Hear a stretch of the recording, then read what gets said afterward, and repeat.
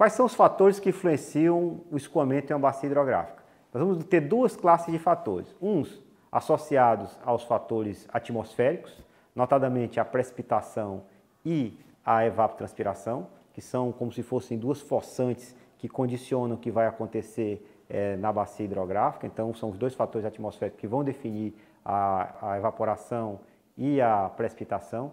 Qual o mais relevante? Vai depender, inclusive, da escala temporal que a gente está analisando. Se a gente estiver analisando uma escala temporal muito curtinha, a precipitação vai ser mais importante. Se a gente analisar uma escala temporal de um balanço hídrico de uma década ou de um ano, ou mensal, tanto a precipitação como a evapotranspiração vão ser relevantes nesse balanço hídrico. Do ponto de vista, então, vai ter o compartimento atmosférico que vai condicionar o que vai acontecer na superfície e o regime de vazões. Então, as duas variáveis são quais? Precipitação e evaporação. Precipitação vai ser importante em qualquer escala de tempo.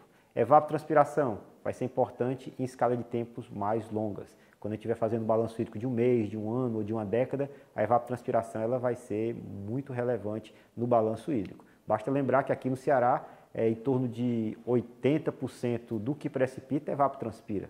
Se eu estiver fazendo um balanço numa escala anual. Então, é bem relevante.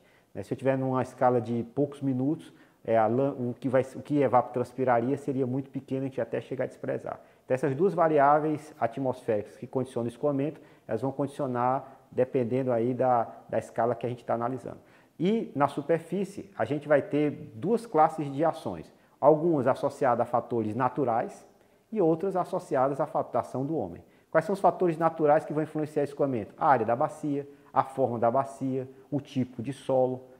São características fisiográficas que nós estudamos quando tratamos da bacia hidrográfica, que vão condicionar o regime de vazões de um determinado lugar. E também nós vamos ter um outro componente importante de análise que diz respeito à ação do homem.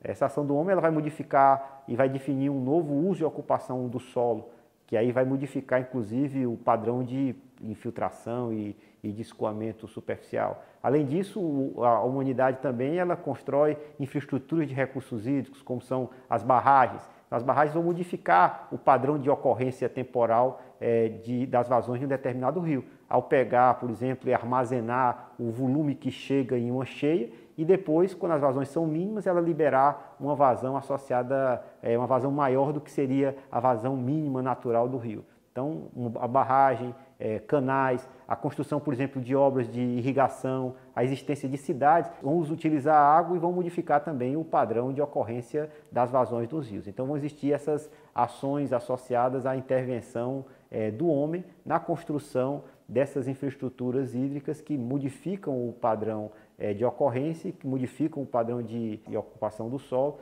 e com isso também vão afetar e vão influenciar o regime de vazões de um determinado rio. Então vão ter fatores naturais e fatores antrópicos. Os fatores naturais, notadamente, os que estão associados à atmosfera e os que estão associados às características fisiográficas da bacia e os fatores humanos. Normalmente, os modelos hidrológicos, a gente despreza em grande medida essas ações antrópicas, basicamente os reservatórios, mas a gente precisa cada vez mais incorporar essa ação antrópica em função do impacto que ela tem no ciclo hidrológico e com isso no regime de vazões. Então, os fatores que influenciam a bacia hidrográfica são esses.